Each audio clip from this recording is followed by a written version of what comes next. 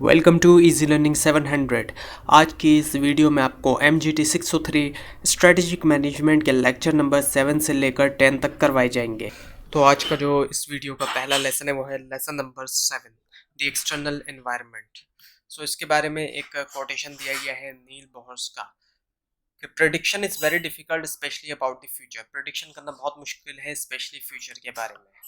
सो strategic management, external strategic management audit, इसको जो है वो एनवायरमेंटल स्कैनिंग भी कहा जाता है, यानी कि जिसमें इंफॉर्मेशन को गैदर किया जाता है इवेंट्स के बारे में और उनके रिलेशनशिप के बारे में।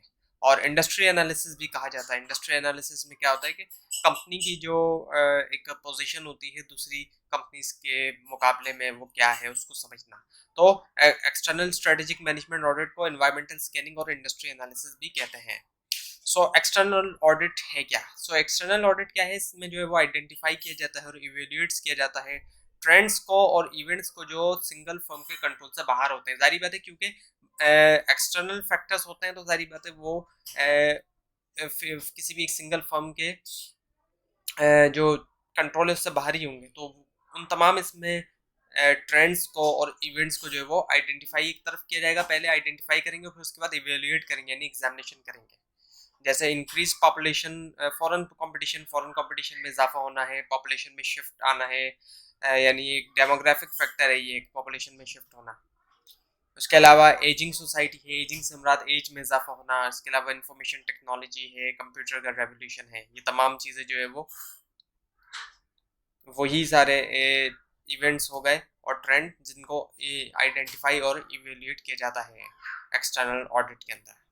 So nature of the external audit, अब जो नेचर क्या है एक्सटर्नल ऑडिट की, इसमें इसका जो पर्पस है वो है डेवलप करना है एक फाइनाइट लिस्ट बना लेना है। इनफाइनाइट नहीं बल्कि फाइनाइट लिस्ट बना लेना अपॉर्चुनिटीज़ की और थ्रेट्स की। अब जाहिर बात है एक्सटर्नल की जब बात होती है तो अपॉर्चुनिटीज़ और थ्रेट होते हैं। अपॉर्चुनिटीज़ जो है ऑर्गेनाइजेशन गेन करती है और थ्रेट्स को अवॉइड करती है।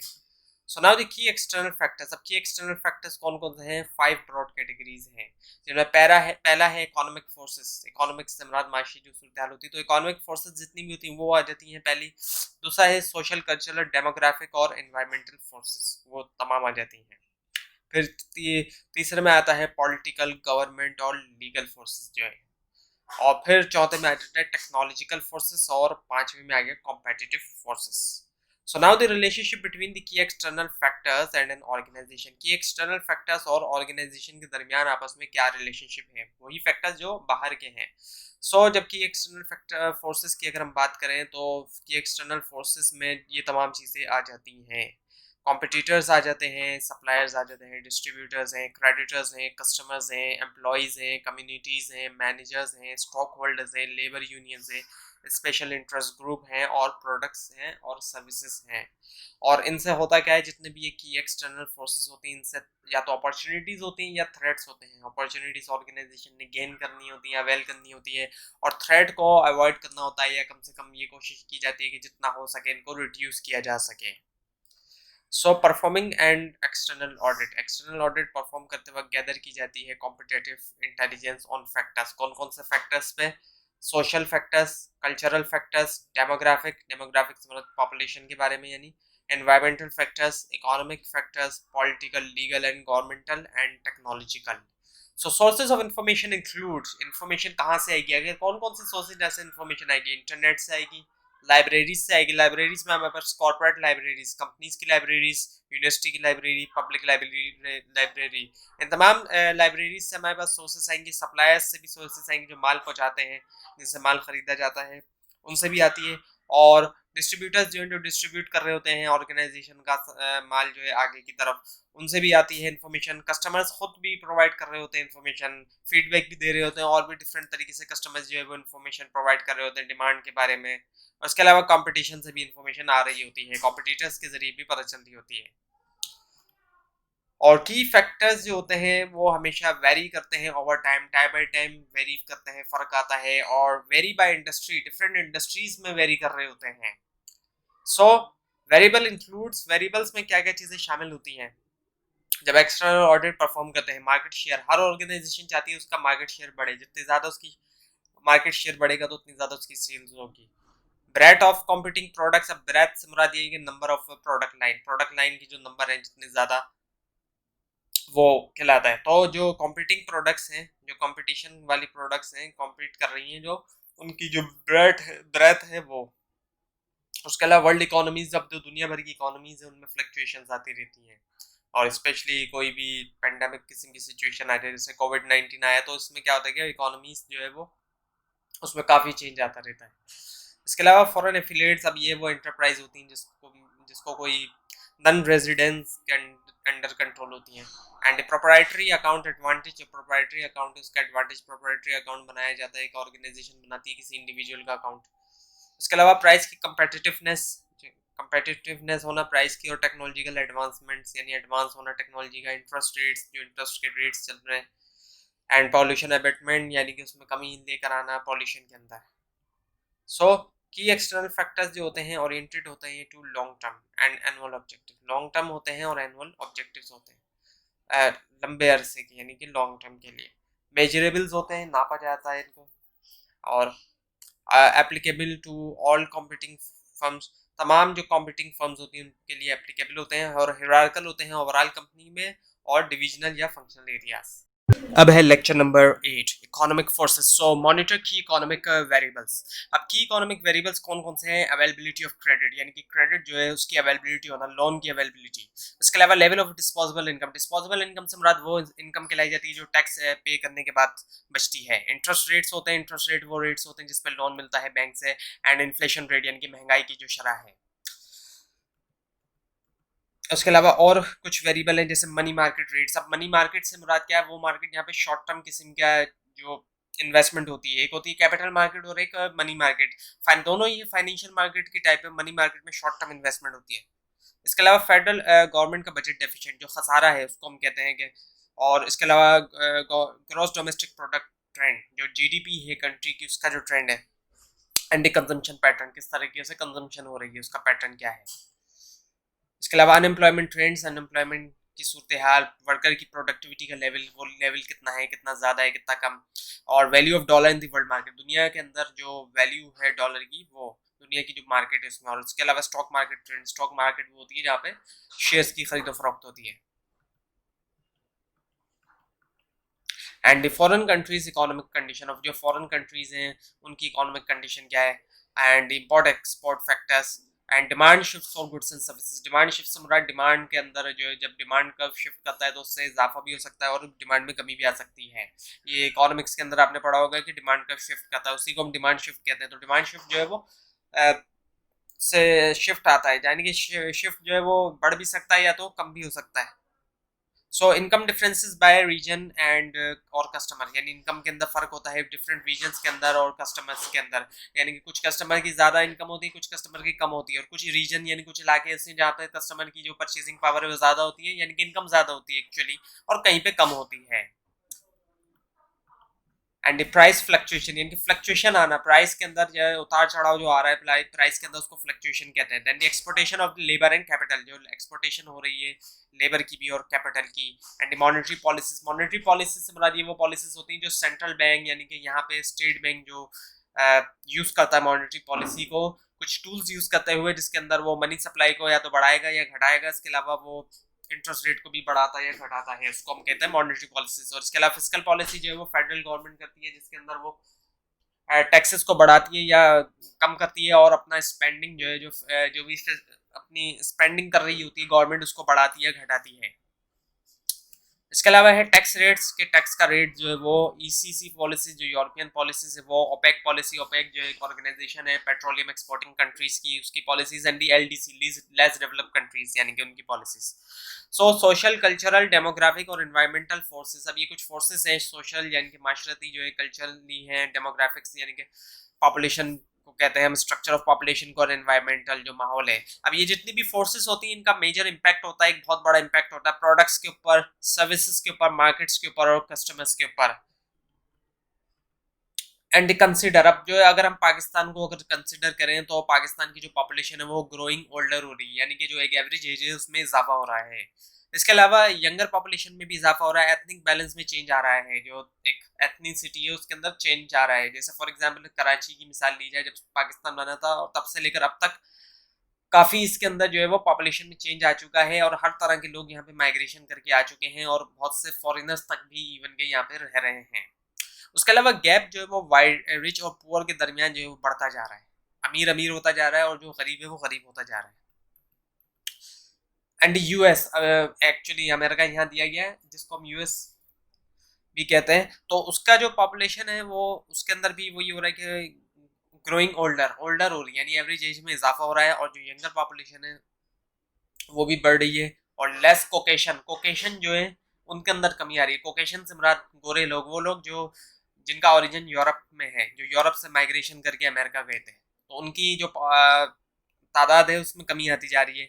और जो rich between gap between rich और पुअर है उसमें इजाफा होता जा रहा है। And 65% and older will rise to 18.5% of the population, यानी कि 2025 तक जो है 2025 तक जो 65 या उससे ज़्यादा की एज के लोग हैं उनकी आबादी तकरीबन 18.5% होगी यूएस के अंदर। एंड बाय 2075 यानी कि 2075 तक कोई भी रेशल या एथनिक मेजोरिटी नहीं रहेगी, यानी कि नस्ली तौर पे कोई भी एक मेजोरिटी नहीं रहेगी, यानी कि जो वाइट मेजोरिटी है वो खत्म हो जाएगी अमेरिका के अंदर से। अब वर्ल्ड पॉपुलेशन की अगर हम बात करें तो वर्ल्ड पॉपुलेशन 6 बिलियन से ज़्यादा है, अब तो खैर 7 बिलियन से भी ज़्यादा हो चुकी है। और यूएस पॉपुलेशन जो है वो 300 मिलियन से कम है, अब तो खैर 300 मिलियन से ये क्रॉस कर चुके हैं। So great potential for domestic production, great एक बहुत बड़ा पोटेंशियल है डोमेस्टिक प्रोडक्शन के लिए, expansion to other market, expansion करना दूसरी मार्केट्स के लिए। और domestic only is a risky strategy, जो डोमेस्टिक होती है अगर स्ट्रेटेजी से ये रखी जाए कि डोमेस्टिकली स्ट्रेटेजी हो तो वो एक रिस्की स्ट्रेटेजी कंसिडर की जाती है। और पाकिस्तान के लिए भी यही बात है, same goes for Pakistan. Now the NAFTA, NAFTA एक रीजनल अलायंस है मैक्सिको यूएस और कनाडा का। सो यूएस की जो एक्सपोर्ट मैक्सिको का तक बढ़ी है वो तकरीबन 170% तक बढ़ी है, 170% तक। और जो 2000 में यूएस का ट्रेड डेफिशिएट आया मैक्सिको के लिए वो आया $25 बिलियन, चाइना के लिए $84 बिलियन और जापान के लिए $81 बिलियन। और 2001 में एक रिसेशन आया, यूएस में भी आया, वर्ल्ड में आया। उसके बाद क्या हुआ, 60,000 वर्कर्स को ले ऑफ कर दिया गया, यानी निकाल दिया गया था जॉब से मैक्सिको बॉर्डर पर, जो कि यूएस के साथ जो मैक्सिको का बॉर्डर है वहां पर। एंड 2000 ट्रेंड्स फॉर 2000, अब 2000 के अंदर क्या क्या ट्रेंड्स हैं यूएस के अंदर। मोर एजुकेटेड कंज्यूमर्स, कंज्यूमर जो है वो ज़्यादा एजुकेटेड है, ज़्यादा पढ़ा लिखा है। और उसके अलावा पॉपुलेशन एजिंग हो रही है, पॉपुलेशन की जो एवरेज एज है उसमें इजाफा हो रहा है। माइनॉरिटीज़ का इन्फ्लुएंशियल ज़्यादा हो गया है, पहले माइनॉरिटीज़ को ज़्यादा इन्फ्लुएंस नहीं था उनका, उनको राइट्स भी नहीं मिलते थे, लेकिन अब राइट्स मिलना उनको शुरू हो गए हैं।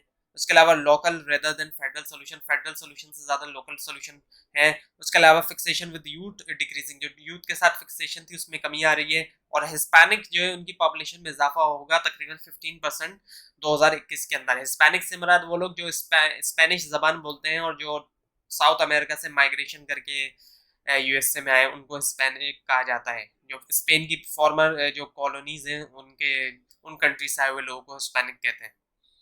इसके अलावा अफ्रीकन अमेरिकन की जो पॉपुलेशन है वो तकरीबन 14% हो जाएगी 2021 तक, यानी कि जो ब्लैक हैं जिनको एफ्रो अमेरिकन भी कहा जाता है, जिनका अफ्रीका से ओरिजिन है, जो अफ्रीका से माइग्रेशन करके यूएस गए थे, तो उनकी जो पॉपुलेशन है वो 14% हो जाएगी 2021 तक। सो पाकिस्तान की अगर बात करें तो पाकिस्तान में भी काफ़ी हद तक कई चीज़ें सेम भी हैं और कुछ डिफरेंट भी हैं, जैसे कि प्रोविजनल सोल्यूशन यहाँ पे भी ये लोकल सोल्यूशन है रेदर देन फेडरल सोल्यूशन है। और यूथ को जो ज़्यादा इंडिपेंडेंट मिल रही है, ज़्यादा आज़ादी मिल रही है एक तरह से। इसके अलावा स्टडी चेंज आ रहा है, एथनिक बैलेंस, स्टैटिक एथनिक जो बैलेंस है उसमें चेंज आ रहा है, माइग्रेशन हो रही है, गाँव से लोग शहरों की तरफ जा रहे हैं और कुछ लोग जो है वो शहरों से गाँव की तरफ भी जा रहे हैं। तो इस तरह से एक एथनिक किस्म का बैलेंस जो है वो उसमें चेंज आ रहा है। इसके अलावा मोर एजुकेटेड कंज्यूमर है, पाकिस्तान में भी अब ज़्यादा एजुकेटेड कंज्यूमर है क्योंकि लोग जो है वो एजुकेशन हासिल कर रहे हैं, तो इसी वजह से कंज्यूमर भी फिर एजुकेटेड हो चुका है इस दौर में। उसके अलावा higher life average life span, जो एवरेज लाइफ टाइम है लोगों का, जो एवरेज एज है उसमें भी इजाफा हो रहा है। और उसके अलावा नंबर ऑफ यूथ में भी इजाफा हो रहा है। और माइनॉरिटीज हैव मोर से इंक्लूडिंग वुमेन, अब जो माइनॉरिटीज हैं उनका ज़्यादा जो है वो से है, और इसमें इन्होंने वुमेन को भी शामिल कर लिया है। वुमेन का भी अब जो है वो जारी बात है उनका भी ज़्यादा से है, उनका भी ज़्यादा राइट है, उनको भी ज़्यादा जो है वो वर्क में शामिल किया जा रहा है और ओपिनियंस में। इसके अलावा अब आपके सामने की वेरिएबल्स कुछ मौजूद हैं। ये जो वेरिएबल्स मौजूद हैं इनके अलावा और भी वेरिएबल्स हो सकते हैं, लेकिन ये आपको कुछ वेरिएबल्स बताए जा रहे हैं जिसमें चाइल्ड बेयरिंग का रेट है, नंबर है, स्पेशल इंटरेस्ट ग्रुप का नंबर है, मैरिजेस का, डाइवोर्सेस के नंबर हैं, नंबर ऑफ बर्थ्स हैं, नंबर ऑफ डेथ है, इमिग्रेशन है और इमाइग्रेशन रेट्स हैं, यानी जो भी है हिजरत लोग करते हैं, इधर से उधर जाते हैं एक इलाके से दूसरे इलाके। इसके अलावा लाइफ एक्सपेक्टेंसी रेट्स हैं, जो कि कितनी लाइफ जो है वो एक्सपेक्टेड है, कितने साल की जो है वो ज़िंदगी। उसके अलावा पर कैपिटा इनकम है, यानी कि एक एवरेज इनकम कितनी बनती है, जो लोग हैं उनकी एवरेज इनकम कितनी बनती है। और उसके अलावा एटीट्यूड टुवर्ड बिजनेस, यानी कि लोगों का बिजनेस की तरफ कैसा रुझान है, कैसा उनका एटीट्यूड है। और एवरेज डिस्पोजेबल इनकम मैंने आपको पहले भी बताई थी कि टैक्स निकालने के बाद जो इनकम बचती है उसको एवरेज, उसको डिस्पोजेबल इनकम कहते हैं, और उसका अगर एवरेज निकाल लेंगे तो वो एवरेज बन जाएगी। इसके अलावा बाइंग हैबिट्स, लोगों के हैबिट्स कैसी हैं खरीदने की, एथिकल कंसर्न क्या है, यानी नस्ली तौर पे जो है, और एटीट्यूड टुवर्ड्स सेविंग की तरफ, यानी सेव करने की तरफ क्या है। इसके अलावा रेशियल इक्वालिटी, अब ऑर्गेनाइजेशन जो है वो रेशियल इक्वालिटी को इंश्योर करती है, यानी बराबरी हो नस्ली तौर पे। एवरेज लेवल ऑफ एजुकेशन, अब ये तो आपको पता ही होगा एजुकेशन किस हद तक जो है वो जरूरी होती है वर्क करने के लिए। इसके अलावा गवर्नमेंट की रेगुलेशन जो है, लॉज है, रूल्स, और attitude toward customer service, customer को जो सर्विस प्रोवाइड की जा रही है उसकी तरफ एटीट्यूड, और एटीट्यूड टुवर्ड प्रोडक्ट क्वालिटी, जो प्रोडक्ट की क्वालिटी है उसकी तरफ एटीट्यूड। एंड एनर्जी कंजर्वेशन के मतलब ये कि एनर्जी को वेस्ट ना होने दिया जाए, उसको बचाया जाए और उसकी कंटिन्यूटी भी रहे। And social responsibility, social responsibility भी बहुत ज़रूरी एक चीज़ है। सिर्फ ये नहीं है कि बिजनेस इंसान करे तो सिर्फ अपना मुनाफा देखे, बल्कि माशरे को भी नुकसान ना पहुंचाए, इस तरह के काम ना करे कि वो माशरे को नुकसान पहुंचा रहा हो। पॉल्यूशन वो ना फैलाए, लोगों को तंग नहीं करे, वो इस किस्म की चीज़ें ना करे। हमारे यहाँ जिस तरह से कारोबार में कई लोग इररिस्पॉन्सिबिलिटी दिखा रहे होते हैं, रोड घेर के, वो रोड की जगह पे उनकी जगह होती नहीं है वो, और उस जगह पे वो अपना कारोबार शुरू कर देते हैं और लोगों को फिर वो अजियत दे रहे होते हैं। तो इस किस्म की चीज़ें जो है ये सोशल रिस्पॉन्सिबिलिटी के खिलाफ होती हैं, कि अगर दूसरों को अजियत दी जाए और अपना मुनाफा जो है वो किया जाए। Value placed on leisure time जो है। इसके अलावा रिसाइकलिंग करना, रिसाइकिल का जो प्रोसेस होता है दोबारा से चीज़ों को जो यूज़ किया जाता है। वेस्ट मैनेजमेंट है, एयर एंड वाटर पॉल्यूशन है, ओजोन डिप्लेशन, ओजोन की जो लेयर है उसके डिप्लेशन जो हो रही है, जो उसके अंदर कमी जो आ रही है। एंड एंडिंग स्पीशीज, अब एंडिंग स्पीशीज से मुराद वो स्पीशीज, वो जितने भी जानवर वगैरह या जानदार चीज़ें जो ख़तरे में है, जिनकी कि ये एक्सटिंक्ट हो सकते हैं, यानी कि बिल्कुल ही इनका एक तरह से नस्ल इनकी ख़त्म हो सकती है, उनको कहते हैं endangered species. Now the political government and legal factor, तो अब पॉलिटिकल गवर्नमेंट और लीगल फैक्टर की हम बात करें तो गवर्नमेंट रेगुलेशन में हमारे पास की अपॉर्चुनिटीज और की थ्रेट्स होते हैं। एंटी ट्रस्ट लेजिस्लेशन होती है, यानी कि जो मोनोपोली को रोकती है, मोनोपोली को रोका जाता है। अब अगर कोई कंपनी अपनी मोनोपोली बना लेती है तो क्या होता है कि वो फिर बहुत ज़्यादा जो है वो कस्टमर्स को तंग करती है और वो प्रॉफिट्स बहुत ज़्यादा इंजॉय करती है। जैसे पाकिस्तान में इलेक्ट्रिसिटी का हाल है, तो मोनोपोली की वजह से ही हो रहा है ये, क्योंकि वो ज़्यादा से ज़्यादा मुनाफा कमा रहे होते हैं और लोगों को फिर वो तंग कर रहे होते हैं। इसके अलावा टैक्स रेट जो है, जो भी टैक्स गवर्नमेंट ने लगाया हुआ है उसका रेट। लॉबिंग एफर्ट, लॉबिंग जो है एक लीगल तरीके से रहते हुए इन्फ्लुएंस करना गवर्नमेंट के इदारों को। और फिर पेटेंट्स लॉ, पेटेंट्स से मुराद ये कि एक राइट मिल जाता है, जिससे अब किसी ने कोई चीज़ ईजाद की, बनाई, उसको एक राइट मिल जाएगा कि कुछ सालों तक उसके अलावा कोई दूसरी ऑर्गेनाइजेशन या कोई शख्स जो है वो उनको कॉपी नहीं कर सकता। अब इंक्रीजिंग ग्लोबल इंटरडिपेंडेंस, अब ग्लोबल इंटरडिपेंडेंस में इजाफा हो रहा है। And impact of political variable, अब इम्पैक्ट जो है वो पॉलिटिकल वेरिएबल्स का है। सो फॉर्मुलेशन करना स्ट्रेटजी और इम्प्लीमेंट करना, यानी उसके बाद फॉर्मुलेशन करने के बाद उसको इम्प्लीमेंट करना, उसको प्रैक्टिकली तौर पे अप्लाई करना। Now the lesson number 9, monitor की वेरिएबल्स। सो मॉनिटर की वेरिएबल्स में रेशियल इक्वालिटी है, बराबरी होना, रेशियल यानी नस्ली तौर पे। उसके अलावा एवरेज लेवल ऑफ एजुकेशन है, गवर्नमेंट की रेगुलेशंस हैं, एटीट्यूड टुवर्ड कस्टमर सर्विस, जो कस्टमर को सर्विस प्रोवाइड की जाती है प्रोडक्ट सेल करने के बाद, attitude toward product quality, energy conservation है यानी एनर्जी को सेव करना, और सोशल रिस्पॉन्सिबिलिटी है। इसके अलावा value placed on leisure time, अब ये लीजर टाइम जो है अब इसमें इजाफा होता जा रहा है। पहले के दौर में लोग ज़्यादा काम करते थे, जैसे जैसे टेक्नोलॉजी चेंज होती जा रही है, वक्त बदलता जा रहा है, तो लीजर टाइम में इजाफा होता जा रहा है। वो वक्त जो लोग अपनी तफरी और के अंदर गुजारते हैं, तो पहले के दौर में एक भी छुट्टी नहीं होती थी, फिर जो है एक दिन छुट्टी आई, फिर 2 दिन भी अब हमारे यहाँ पे छुट्टी होती है, कुछ कंट्रीज़ में 3 दिन और 4 दिन तक भी छुट्टी होती है। और इवन के ये भी होता है कि लोग पार्ट टाइम काम कर रहे हैं, फुल टाइम काम नहीं कर रहे, इस तरह भी होता है। तो उससे क्या हो रहा है कि लीजर टाइम में जो है वो इजाफा हो रहा है। इसके अलावा रिसाइकलिंग है, रिसाइकिल होना एक चीज़ का, और वेस्ट मैनेजमेंट, जो गंदगी वगैरह है वो इसमें आ जाती है, उसकी मैनेजमेंट वगैरह करना। अब हमारे यहाँ ये सिस्टम बहुत ख़राब है, इसी वजह से हमारे यहाँ हर जगह कचरे के ढेर नज़र आते हैं। इवन कि हमारे यहाँ का सिस्टम अफ्रीकन कंट्रीज से भी ज़्यादा ख़राब है। इसके अलावा वाटर और एयर पॉल्यूशन हो रही है, और उसकी वजह से क्या हो रहा है कि हवा के अंदर आलूदगी हो रही है और पानी के अंदर भी मछलियाँ मर रही हैं, और ज़ाहिर बात है उससे बहुत नुकसान हो रहा है। और ओजोन की डिप्लेशन हो रही है, जैसे जैसे एनवायरनमेंट में पॉल्यूशन फैल रही है उससे ओजोन की लेयर जो है वो डैमेज हो रही है, और उससे क्या हो रहा है कि फिर ऐसी रेज़ वगैरह हम पे पड़ रही होती हैं। ऐसा एक एनवायरनमेंट बनता जा रहा है कि जिसकी वजह से डिजीज़, कई सारी बीमारियाँ फैल रही हैं। और एंडेंजर्ड स्पीशीज़, यानी कि ऐसी स्पीशीज़ जो ऑलमोस्ट ख़त्म होने वाली हैं, ऐसी स्पीशीज़, ऐसे जानवर वगैरह, ऐसी किस्में, नस्लें जानवरों की जो ऑलमोस्ट ख़त्म होने वाली हैं। सो गवर्नमेंट रेगुलेशन की अपॉर्चुनिटीज़ एंड की थ्रेट्स। तो एंटी ट्रस्ट लेजिस्लेशन से मुराद ये वो इसमें कानून होते हैं जो जिसके ज़रिए मोनोपोली को रोका जाता है। इसी वजह से माइक्रोसॉफ्ट ने कई सारे केसेस फेस किए। और टैक्स रेट्स, ये इससे भी एक अपॉर्चुनिटी या थ्रेट हो सकता है। एंटी ट्रस्ट लेजिस्लेशन भी एक तरह का अपॉर्चुनिटी लेकर आता है, और टैक्स रेट्स या तो अपॉर्चुनिटी भी हो सकते हैं या थ्रेट्स भी हो सकते हैं, डिपेंड करता है टैक्स रेट्स क्या चल रहे हैं। और लॉबिंग एफर्ट्स, ये इन्फ्लुएंस किया जाता है इसके अंदर लीगली तौर पे, तो इसमें भी अपॉर्चुनिटी भी हो सकती है, थ्रेट्स भी हो सकते हैं। और पेटेंट्स लॉस, ऐसी ऑर्गेनाइजेशन के लिए तो पेटेंट लॉस अपॉर्चुनिटीज़ होते हैं जिसने कोई चीज़ ईजाद की होती है, लेकिन जिसने पेटेंट करवा लिया है अब उसका कोई पेटेंट जो है उसका स्टाइल कोई कॉपी नहीं कर सकता, डिज़ाइन कॉपी नहीं कर सकता कुछ सालों के लिए, तो बाकियों के लिए एक थ्रेट होता है। सो इंक्रीजिंग ग्लोबल इंटरडिपेंडेंस बढ़ रहा है। सो पॉलिटिकल, लीगल और गवर्नमेंट फैक्टर जो होते हैं, जब स्ट्रेटजी फॉर्मुलेशन की जाती है तब भी उनको देखा जाता है, और जब इम्प्लीमेंटेशन की जाती है तब भी। सो स्ट्रेटजीज जो होते हैं ग्लोबल इकोनॉमी में, वो क्या करते हैं, फोरकास्ट करते हैं पॉलिटिकल इन्वायरमेंट, क्लाइमेट्स को। जो पॉलिटिकली क्लाइमेट है एक, उसको वो फोरकास्ट कर रहे होते हैं, यानी कि फ्यूचर प्रेडिक्शन कर रहे होते हैं। इसके अलावा लीगलिस्टिक स्किल्स, यानी कानूनी जो हैं, कानून से रिलेटेड जो स्किल्स हैं। उसके अलावा डाइवर्स वर्ल्ड कल्चर, डाइवर्स से मुराद वैरायटी होना। Now the globalisation of industry, अब जो ग्लोबलाइजेशन हो रही है इंडस्ट्री की, उसमें वर्ल्ड वाइड ट्रेंड क्या हो रहा है, सिमिलर कंजम्पशन पैटर्न की तरफ। एक जैसी चीज़ें लोग कंजम कर रहे हैं, कंजम्पशन की तरफ जा रहा है पैटर्न।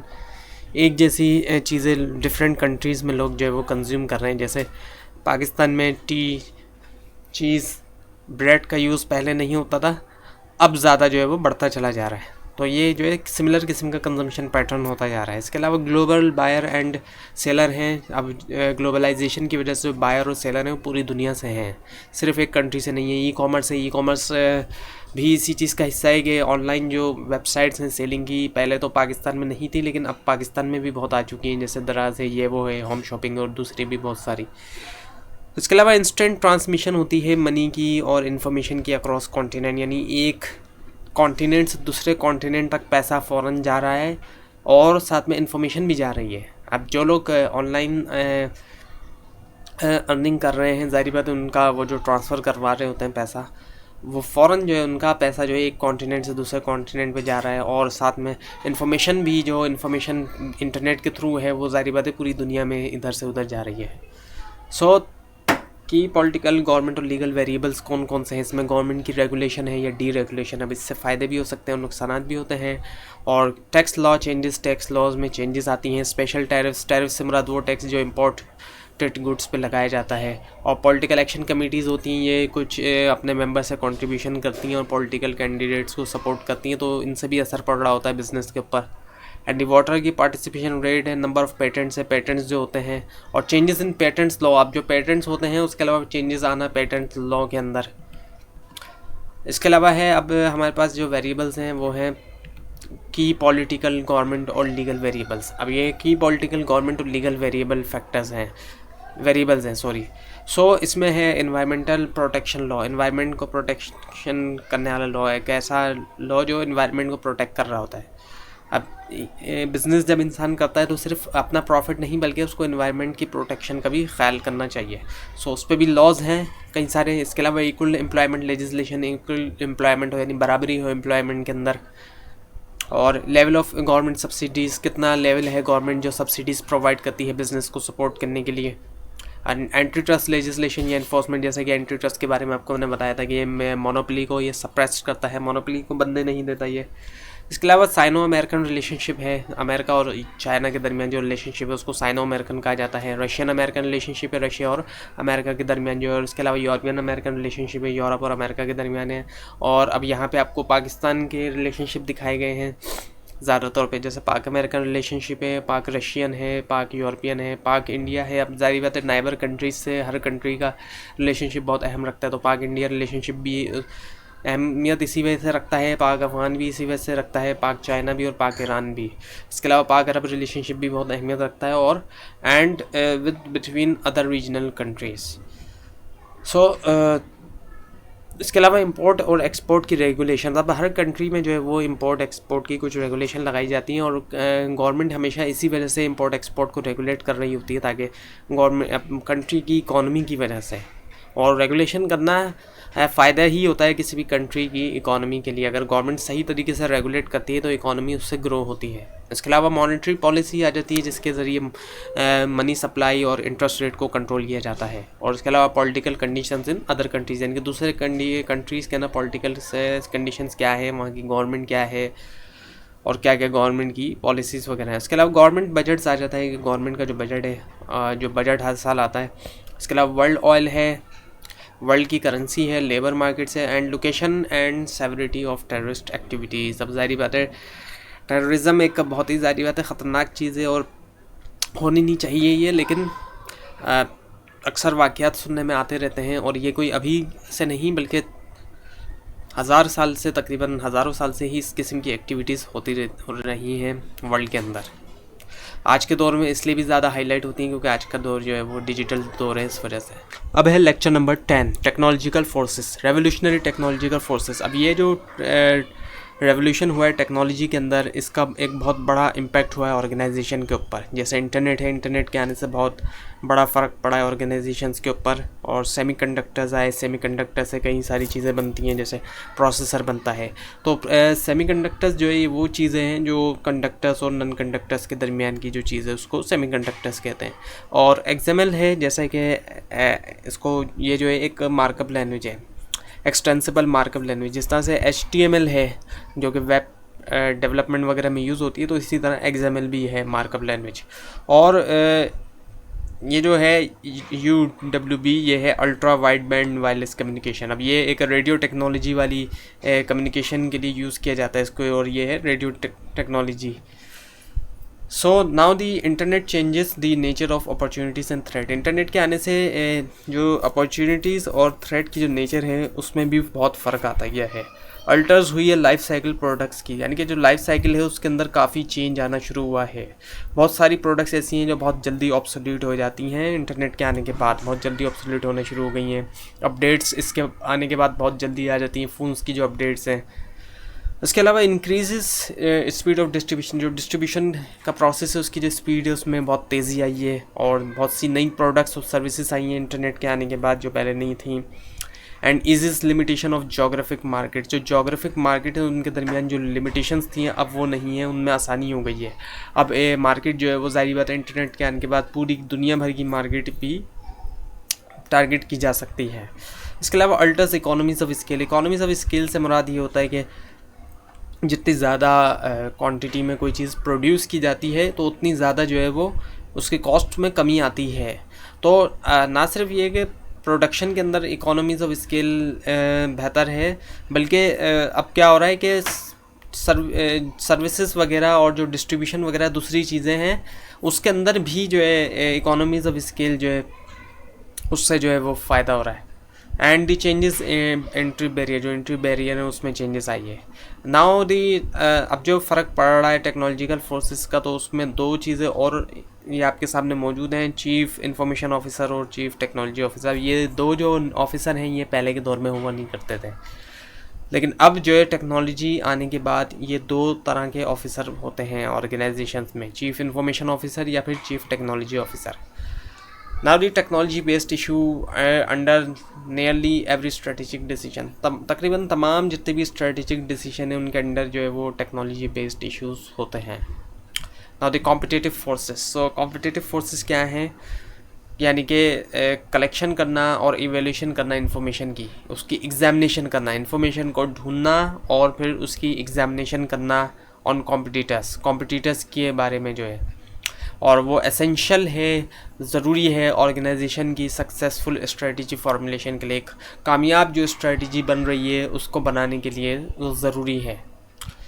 सो कंपटीशन जो है वो वर्चुअली तौर पे हम देखें तो तकरीबन तमाम इंडस्ट्रीज़ में वो इंटेंस होता है, यानी कि बहुत शदीद किस्म का कंपटीशन होता है वर्चुअली तौर पे। अगर हम देखें किसी भी इंडस्ट्री की मिसाल ले लें हम, चाहे वो मेडिसिन इंडस्ट्री है, कपड़े की इंडस्ट्री है, कोई भी इंडस्ट्री में उठा के ले लें, तो वहाँ जो है वो कंपटीशन हमें लाजमी तौर पर जो है वो बहुत ज़्यादा देखने को मिलता है।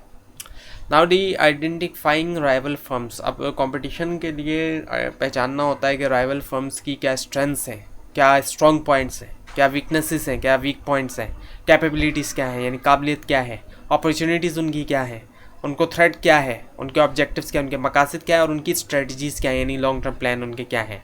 सो की क्वेश्चंस अबाउट कॉम्पिटिटर्स के बारे में जो अहम तरीन जो क्वेश्चंस हैं वो क्या हैं, उनकी स्ट्रेंथ्स, उनकी वीकनेसेस, उनके ऑब्जेक्टिव्स, उनकी स्ट्रेटजीज़ और उनके responses to all external variables, जितने भी तमाम एक्सटर्नल वेरिएबल्स हैं जो बाहर हैं ऑर्गेनाइजेशन के, जैसा सोशल है, पॉलिटिकल है, डेमोग्राफिक वगैरह जो भी हैं या इकोनॉमिकल हैं, ये तमाम जो वेरिएबल्स आ रहे हैं इनको वो किस तरह रिस्पॉन्स कर रहे हैं। इसके अलावा their vulnerability to our alternative strategy, यानी हमारी जो ऑर्गेनाइजेशन स्ट्रेटजीज़ यूज़ कर रही है अल्टरनेटिव, उसके मुकाबले में, उसके जवाब में उनकी क्या वल्नरेबिलिटी है, यानी उनकी क्या वीकनेस है, उनकी क्या कमज़ोरी है। और इसी तरह से our vulnerability to successful strategic counter attack, और फिर वो हमारी स्ट्रेटजी के जवाब में जो वो काउंटर अटैक करेंगे तो फिर हमारी क्या वल्नरेबिलिटी होगी, यानी हमारी क्या वीकनेस होगी जब वो काउंटर अटैक करेंगे।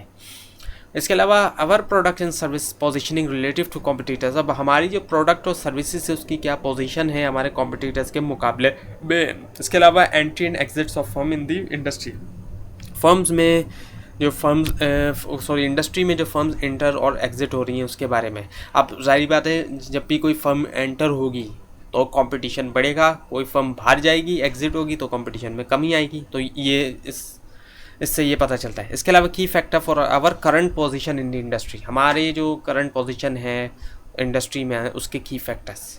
इसके अलावा sales and profit ranking of competitors over time, sales और प्रॉफिट रैंकिंग जो है कॉम्पिटिटर्स का over time and nature of supplier and distributor relationship, जो सप्लायर डिस्ट्रीब्यूटर्स के दरमियान रिलेशनशिप है उसकी नेचर क्या है, और थ्रेड्स ऑफ सब्सटीट्यूट प्रोडक्ट्स और सर्विस। सब्सटीट्यूट प्रोडक्ट्स क्या मतलब, सब्सटीट्यूट से मुराद ये कि एक तरह से जैसी प्रोडक्ट हम बना रहे हैं वैसी प्रोडक्ट किसी और ने भी बना दी तो वो एक तरह से सब्सटीट्यूट प्रोडक्ट बन जाएगी, तो उससे हमेशा ख़तरा रहता है ना। दी अब कंपटीशन जब होता है तो जाहिर बात है उसमें खूब जो है वो इन्फॉर्मेशन जो है वो कलेक्ट भी करना होती है, जिस तरह आपको बताया गया कि ये इन्फॉर्मेशन कलेक्ट की जाती है, ये क्वेश्चंस होते हैं, स्ट्रेंथ, वीकनेस और ये सब चीज़ें पता लगाना होता है कि कौन कौन सी मौजूद हैं कॉम्पिटिटर्स के अंदर। तो उसके लिए कुछ सोर्सेज भी होती हैं जाहिर बात है इन्फॉर्मेशन कलेक्ट करने के लिए। तो अब आपको कुछ सोर्सेज बताई जा रही हैं कॉर्पोरेट इन्फॉर्मेशन के बारे में, यानी जो कंपनीज़ की इन्फॉर्मेशन है उसके बारे में आपको कहाँ से पता चलेंगी। मूडीज़ मैनुअल्स हैं, स्टैंडर्ड कॉर्पोरेशन डिस्क्रिप्शंस हैं, इसके अलावा वैल्यू लाइन इन्वेस्टमेंट सर्वेज़ हैं, डंस के बिजनेस रैंकिंग्स हैं, standard and Poor's industry surveys हैं, इंडस्ट्री वीक है, इसके अलावा फोर्ब्स फॉर्च्यून बिजनेस वीक है, और पाकिस्तानी जर्नल्स और डायरीज़ वगैरह भी, डेलीज़ वगैरह भी मौजूद हैं, ये भी मौजूद हैं। तो इन तमाम चीज़ों से ही आपको पता चलेगा इन्फॉर्मेशन के बारे में, जितनी भी कॉर्पोरेट इन्फॉर्मेशन है, प्रैक्टिकली जो इन्फॉर्मेशन आपको पता चलेगी। Now the 7 characteristics of most competitive US firm, अब 7 आपको करेक्टरिस्टिक्स बताई जा रही हैं यूएस की जो ज़्यादा कॉम्पिटिटिव फर्म है, ऐसी फर्म जो काफ़ी कॉम्पिटिटिव हैं, उनकी करेक्टरिस्टिक्स क्या हैं। अब ये कई सारी करेक्टरिस्टिक्स ऐसी हैं जो यहाँ की फर्म्स में मौजूद नहीं होंगी। मार्केट शेयर मैटर्स, तो मार्केट शेयर्स मैटर करता है। अब ये तो खैर तकरीबन सारी ही जितनी भी फर्म्स हो हैं दुनिया भर में उनके लिए मैटर्स करता है, यहाँ पे भी कि मार्केट का कितना परसेंटेज, कितनी परसेंट शेयर मौजूद है, कितनी परसेंट हिस्सा मार्केट का मौजूद है एक कंपनी के पास, 100% में से कितने परसेंट सेल जो है एक कंपनी के पास मौजूद है, तो ये मैटर करता है। इसके अलावा अंडरस्टैंड, इस बात को समझना कि what business you are in, के कंपनी किस बिज़नेस के अंदर है। अब इसको समझने के लिए मिशन और विजन स्टेटमेंट बहुत काम आता है। इसके अलावा ब्रोक और नॉट फिक्स इट इम्प्रूव, यानी अब ये जो एक बड़ी अहम चीज़ है ये कि टूटा हुआ है या नहीं टूटा हुआ उसको ठीक किया जाए। यानी कि इसका मतलब ये होता है कि चाहे फर्म के अंदर कोई मसला नहीं भी है तो इम्प्रूवमेंट चलती रहनी चाहिए। ये नहीं है कि जैसा चल रहा है उसको वैसे चल दिया जाए। अब ये चीज़ यहाँ पे नॉर्मली होती नहीं है, इवन कि यहाँ पे बहुत से इश्यूज़ भी आते हैं, उसके बावजूद भी यहाँ इम्प्रूवमेंट नहीं होती। लेकिन यूएस की फर्म्स जो है वो इस बात को लाजमी कंसिडर करती हैं कि वो इम्प्रूवमेंट लेकर आएँ, वो चाहे कोई इशू आए या नहीं भी आए तब भी इम्प्रूवमेंट लेकर आए।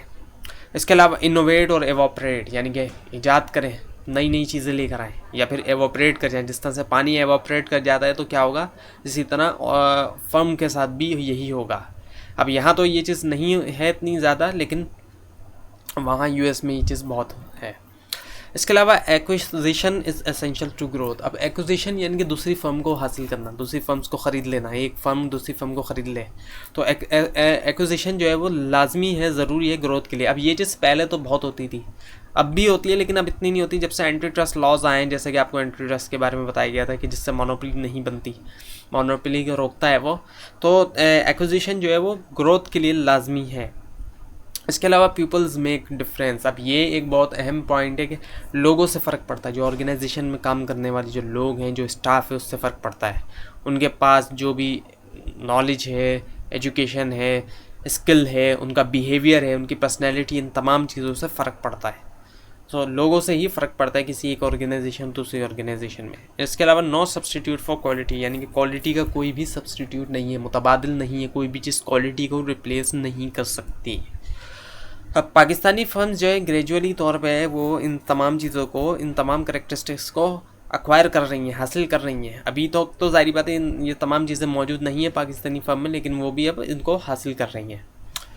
अब आखिर में इस लेक्चर के अंदर है कॉम्पिटिटिव इंटेलिजेंस प्रोग्राम, यानी कि जैसे एक इंटेलिजेंस सर्विस होती है तो इसी तरह से कॉम्पिटिटर्स का भी एक इंटेलिजेंस प्रोग्राम होता है कॉम्पिटिटर्स के लिए।